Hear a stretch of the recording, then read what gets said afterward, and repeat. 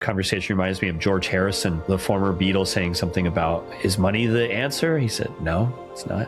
What about fame? No, that's not it. So I just like the way he sort of went through and said, I've had all these things, but that's not necessarily what fulfillment is. And he was a very religious person. So I find him a fascinating character because he sort of backed away from all that. He enjoyed music. He enjoyed being a musician, enjoyed all that. But I think he was also like, there's a higher calling here. What is that? What would that look like for me to fulfill that in my lifetime? And I thought that was a fascinating journey that he went through. Writing a check is easy. Creating lasting impact is not.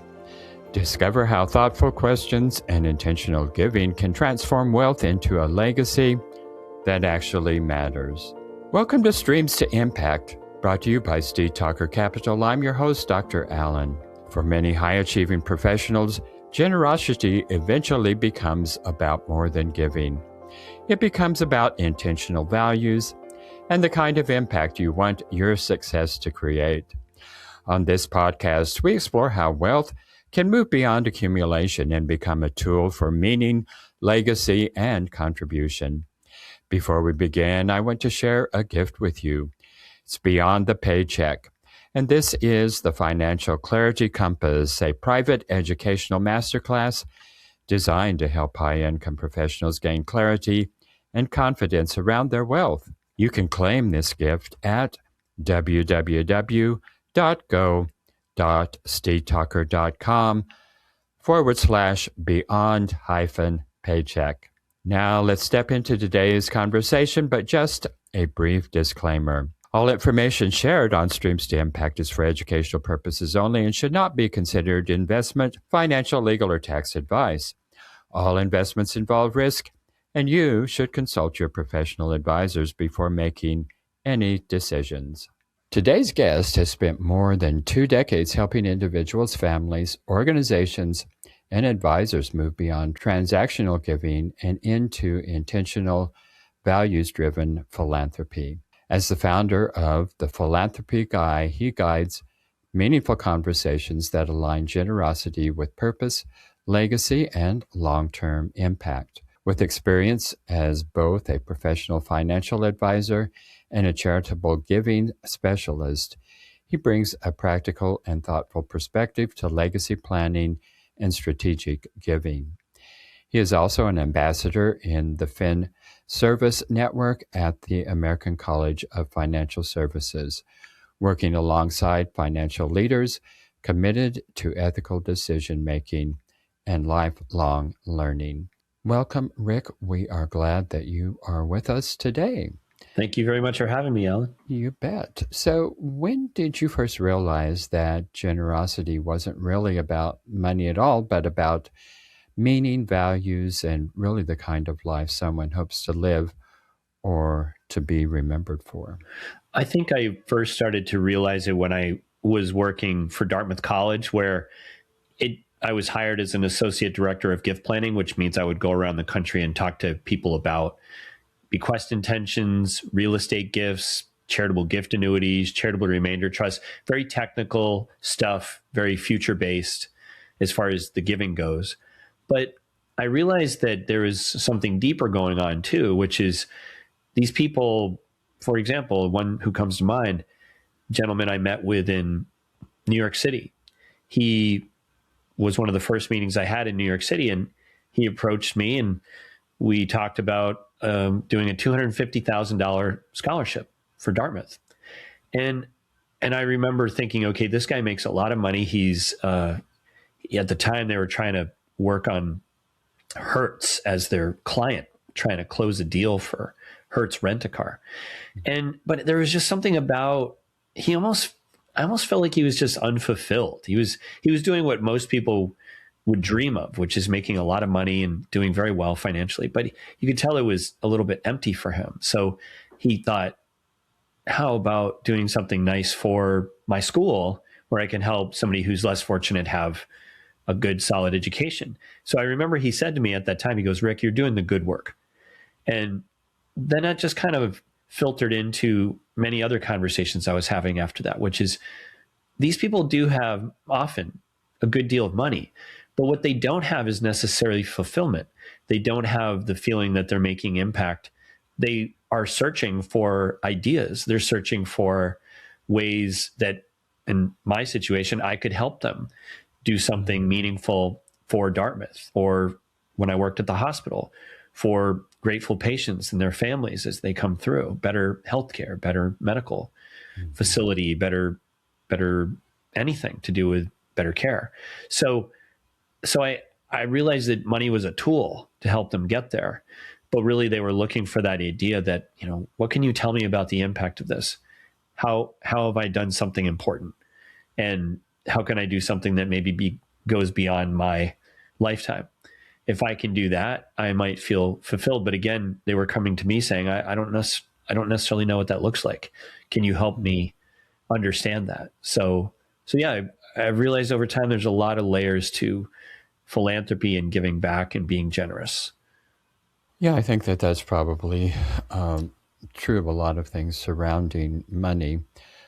So oftentimes we think it's going to solve all of our problems, and it never does. If you're looking at it for a problem to your solutions, it's probably just not going to be there. Right. Yeah. And particularly in terms of finding meaning and purpose in life, money's just not going to do that. It can give you a lot of options and opportunities. It can give you freedom, but if you don't know what to do with those options and those freedoms, it can end up being a pretty empty kind of place. It's true. It could be a prison for some people. They could feel like, money's keeping them from having connections with other people. It could make them feel isolated. And also, our conversation reminds me of George Harrison, the former Beatle, saying something about, is money the answer? He said, no, it's not. What about fame? No, that's not it. So I just like the way he sort of went through and said, I've had all these things, but that's not necessarily what fulfillment is. And he was a very religious person. He was very, I find him a fascinating character because he sort of backed away from all that. He enjoyed music. He enjoyed being a musician. He enjoyed all that. But I think he was also like, there's a higher calling here. What is that? What would that look like for me to fulfill that in my lifetime? And I thought that was a fascinating journey that he went through. Yeah. Well, at a high level, when you're working with people who are not only looking for a purpose and meaning, but they really do want to ensure that where they are giving is meaningful for where they're giving to. What are you seeing right now that most owners and advisors may not really fully appreciate? Well, I'd say it first starts with making an impact is different for every person. So what I do is just walk through the journey with individuals and families like this. I'll say, what are your values?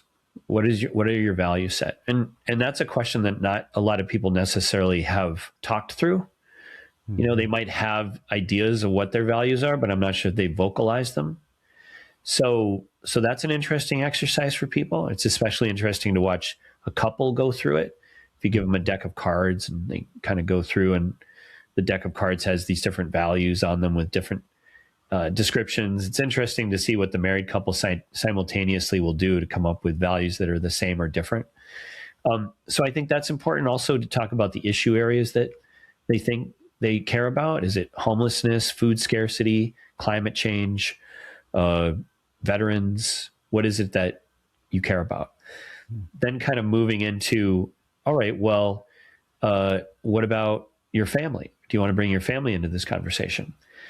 And what about emotions? There are emotions related to how you feel about money, that you came from nothing, or the opposite, you received so much that you're not sure if you deserve it. Then eventually I move into, let's talk about the different vehicles you could choose to give through. Private foundations, donor advised fund. I mentioned charitable gift annuities and so on. What assets do you want to use? Do you want to use real estate, stock, bonds? And then ultimately you get to the final point, which is, all right, what do I want to deploy? How much money am I deploying and for what? So I just mentioned that whole journey is important because you can't just start to divvy out money to different organizations and expect that it's going to feel good, because you may not know why you did it. You may not know what you were looking for. You may not know what impact would look like. So I like to go through that journey with individuals and families. But ultimately, I think the heart of your question is like, what would impact look like once we get there, once we start to deploy? And I would say that ultimately it's about what story is the nonprofit telling relative to its mission, its vision, its core values, where it's been as an organization, where it is today, and importantly, where it's going. Where is this organization going? What type of challenges does it see ahead? What types of solutions is it offering and has offered? And what would a dollar amount look like to be able to make that type of impact for that particular cause? So I'd say that's the same type of frame for the nonprofits to be able to tell that story to individuals or any sort of funder, foundations, corporations, and so on. So I would say that what people are looking for is impact, but they might say, do I want to scale this and help a lot of people? Am I interested in only helping a few people? Am I interested in root cause? Am I interested in alleviating symptoms? Am I interested in just doing sort of a general, unrestricted, undesignated type of gift? Or am I interested in going deep on one particular restricted cause or some sort of effect? So that's what I mean about kind of drilling down with them and saying, okay, here's what the results were. Here are the different nonprofits we've given to. Here's what their story is. Here's their report, essentially. Does that resonate with you? Is this what you were looking for? Do you want to go deeper with some of these organizations, or do you want to leave some of these organizations and go and do something else? I will say there's about 2 million nonprofits in the United States. A lot of them are doing incredibly good work. It's rare that you find a mission that you disagree with, or even a value set or a vision statement that you disagree with. I think, to me, what happens is, what does the organization do with that? Are they ready to go to the next level? Are they really thinking about what that long-term impact would look like, or even short-term impact? And are they conveying it well so that a donor or a giver can say, okay, that makes sense? One thing I will also say, obviously I'm talking about money here, but it can be the same story as, what does the nonprofit need for volunteerism? Do you need people to come in and help you as a volunteer? Do you need people to come in and help your organization as a board member, a governing board member, or maybe an advisory board member? Do you need people to come into your organization and give you connections to community members? That's worth something. People who are good at making those warm introductions. And then finally, I would say connections, not just connections, but also testimonials. Can you give a testimonial about that organization? That's also valuable. So these are called the 5 T's: time, talent, treasure, ties, testimony. Those 5 T's are ways people can give back.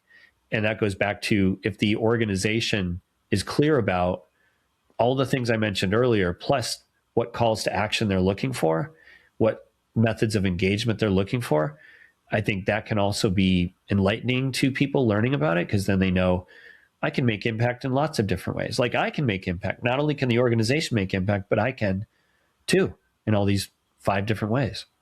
Yeah. Well, I think that a lot of people just assume that giving is really quite simple, but as you've been talking here, there really are a lot of complicated layers to it. A lot of it is just the emotions tied to money itself, but on top of that, the emotions that are connected with, where's that money going, what's it really going to do, and is it going to make an impact? But yet, so many professionals, high-income professionals and families, seem to kind of need guidance. They're just out there, they may drop, a few dollars here and a few dollars there, and it doesn't really mean much to them, and it doesn't really make much of an impact. So in terms of that, how do you help them to really formulate an overall plan that can make an impact? I think all the things I described earlier can be formulated into what is called a family focus statement, to say, what are the 3 issue areas that you care most about, for example? And what are the 3 values that you want to hold up? And if we can combine the values, state those values, state the issue areas, that would be the impact that you would want to make in the world. And then it's a matter of, okay, well, now let's seek out those organizations or those opportunities to be able to fulfill that. That exercise alone in helping people focus down is unique, because most people are being overly solicited for all kinds of different opportunities. They can't make heads or tails of it all. They just do it because, Alan asked me to, so I'm going to give it to him. But it's not necessarily a meaningful cause to me, but it is meaningful to Alan, so I'm going to give it to Alan. That is nice, but it's not ultimately fulfilling for the individual. And that sitting down and doing that contemplation and real serious, just being able to sit down and say, yes, these things are important to me. These things are going to be meaningful as I go through my life, maybe not just to me, but also maybe to my family, my kids. So I would say, or my grandkids, or maybe even future generations that I don't even know them. They're not even born yet, but that's going to be part of my legacy as well.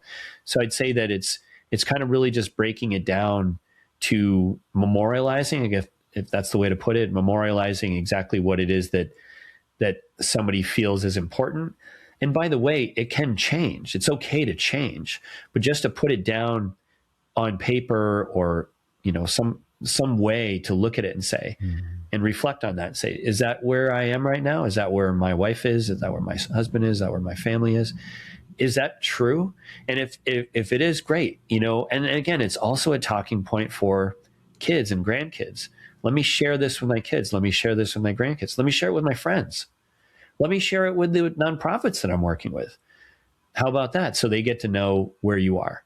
So it's just allowing somebody to really sit down and be thoughtful and intentional about these things, because again, it's hard to know what it looks like to make impact if you yourself are not sure what that is. If you don't know yourself what you're looking for, it's hard to get fulfillment and answers.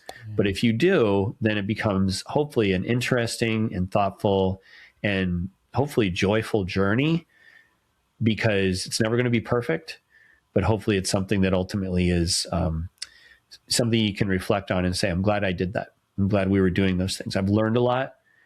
It's been enlightening. It's been fun. It's been surprising, maybe sometimes a little bit painful, but in the end, I'm glad I went through that. Well, philanthropy is, as you have been describing it, it really is the totality of an ecosystem that certainly involves the person who's giving, but that's just a real small part of that. So how is it that CPAs and wealth advisors, estate attorneys, and independent philanthropic advisors, how do you all come together to play a role in helping donors to give essentially more intentionally? I know that when I'm working with investors and helping them to select investment opportunities, I always want to start with the values, but they always want to jump right on into the investment and the money part of it. Right. And do you experience the same thing? It's just, let's skip all of that.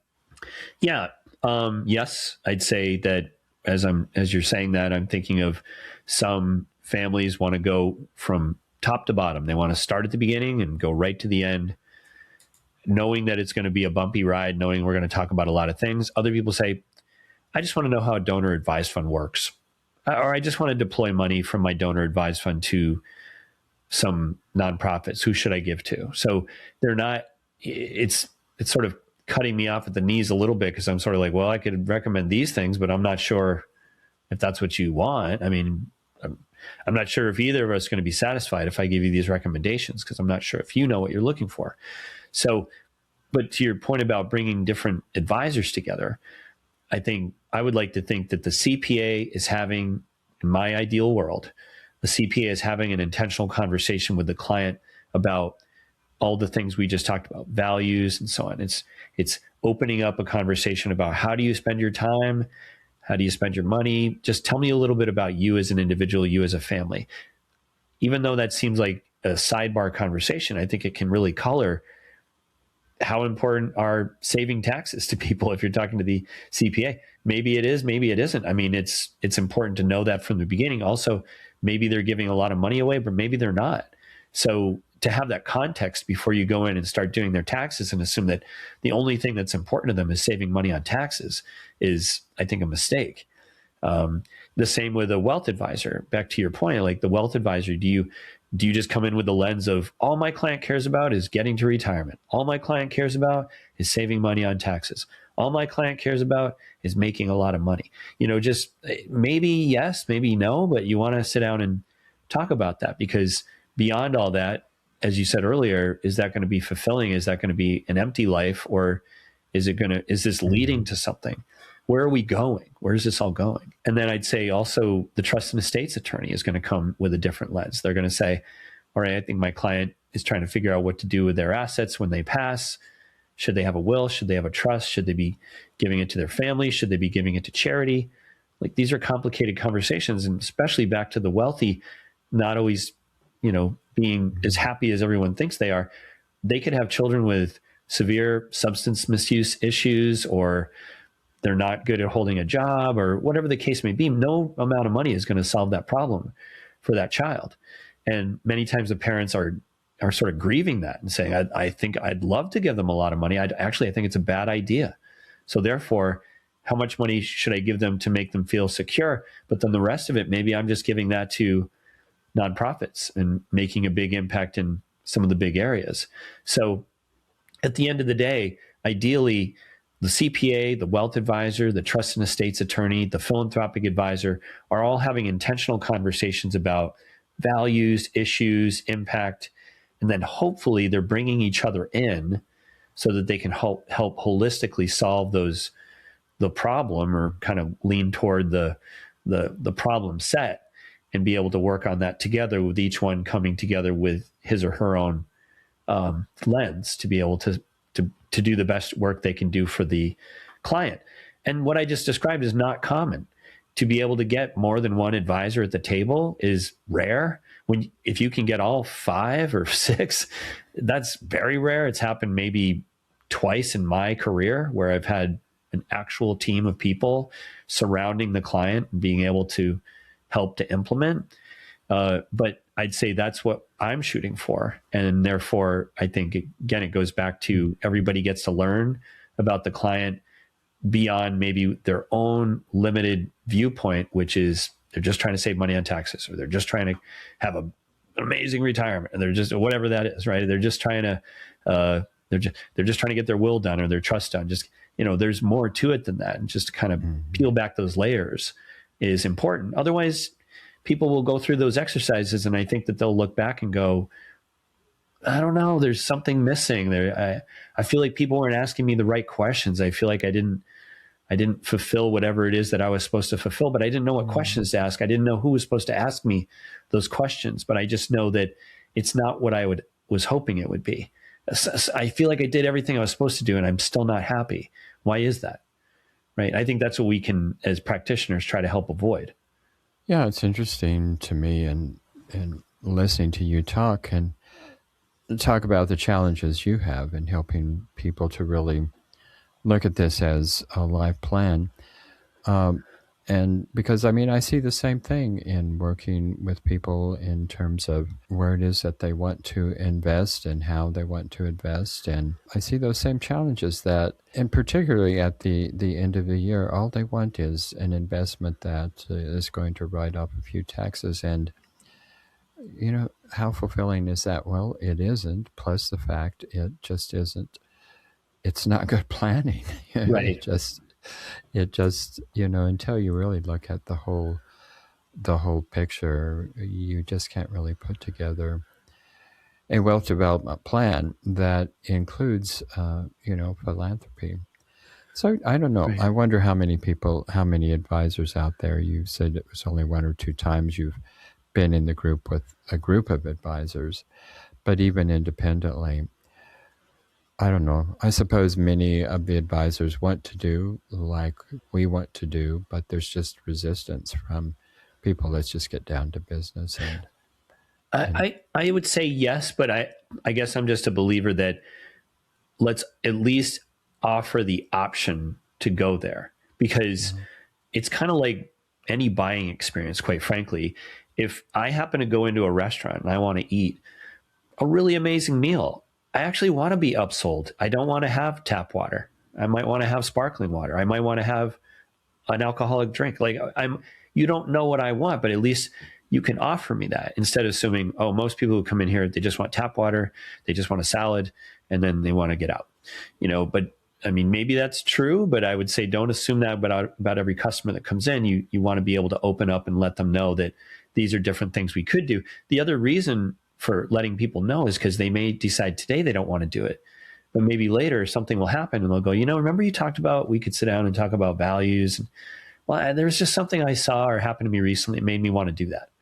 So I would say that if we give the impression that we have to just get down to business, whatever that looks like, then they will follow suit as a client.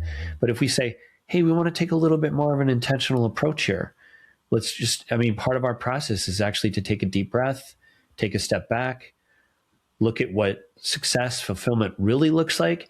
It's not necessarily about the tax write-off or how much more you made in rate of return, or that's all part of getting to where you're going, but it's not the goal.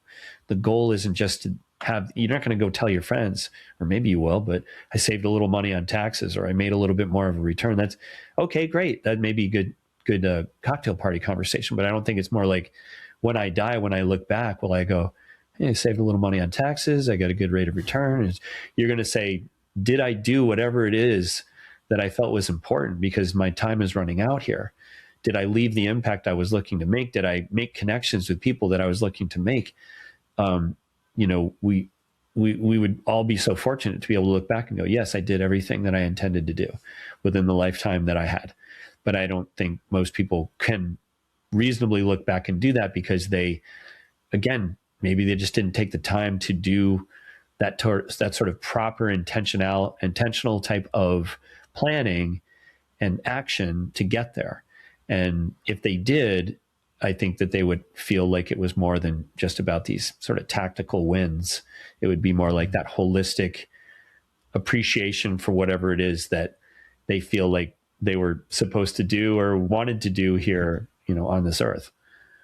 Well, as we close out here, Rick, when really we strip away all the strategies and the structure, and all of that fades into the background, what do you most hope that people and the families or the organizations that you have worked with say was different because you helped them give with intention and purpose? I think I would like to think that they stopped and found that the self-exploratory, the fact that they were able to step back and reflect on things that they might not have otherwise have reflected upon, and also importantly learned about each other. One of the things I sort of see and makes me sad a little bit is if a grandmother has a perception of a grandchild that isn't true, but that's their bias. So back to sort of opening up the dialogue. If you find out what's important to grandma, and grandma finds out what's important to the grandchild, I think there'll be some really serious bonding happening there, and probably something that the grandchild will remember most of their lives, if not their whole life. So I'd say it's helping to self-reflect, but then it's also helping to understand each other generationally. That would be something that I would say is powerful and unique.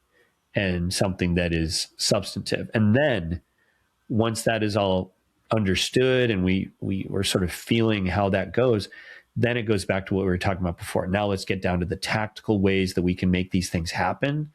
But it starts with that really slow, thoughtful, intentional conversation. And that, I think, is what I hope my legacy is to be able to have said to people, like, I helped you take a pause and do this work, and you're glad you did it. And hopefully I can also reflect that in my own life, not just help other people do it, but also do it myself. So the cobbler's kids don't have any shoes. Hopefully the cobbler's kids also have shoes. So I do it in my own family and reflect out what it is that I'm trying to help other people do. Well, today's conversation was a reminder that meaningful philanthropy begins with intention, values, and the willingness to ask better questions about impact and legacy. If you'd like to learn more about Rick Peck's work or continue the conversation, you can connect with him at philanthropyguides.com, or you can reach out directly at thephilanthropyguy@gmail.com. So before we close, I want to remind you of the gift I mentioned earlier, and that's Beyond the Paycheck. The Financial Clarity Compass is a private mini educational masterclass designed to help high-income professionals bring clarity and purpose to their wealth. You can access this gift at www.go.steedtalker.com/beyond-paycheck. Thank you for joining me on Streams to Impact today. Until next time, may your wealth reflect what matters most to you. Thank you, Rick, for being with us today. Thank you, Alan. Thank you for tuning into Streams to Impact, brought to you by Steed Talker Capital, a company empowering passionate professionals like you to develop multiple streams of passive income built on solid passive real estate investments. As a significant part of our endeavors to make a cosmic and meaningful impact for this world, Steed Talker Capital contributes significant portions of our profits to activities and organizations committed to better understanding the equine. These endeavors attempt to enhance the treatment of horses worldwide. Steed Talker Capital, working for a world where all creatures great and small flourish abundantly. If you are ready to learn how our passive investors have earned an average 33% annual return on their investments, schedule your complimentary passive income to Prideful Impact consultation. Obviously, we cannot continue indefinitely to offer these valuable consultations for free, so grab your passive income to Prideful Impact consultation while you still can. Go to steedtalker.com/passive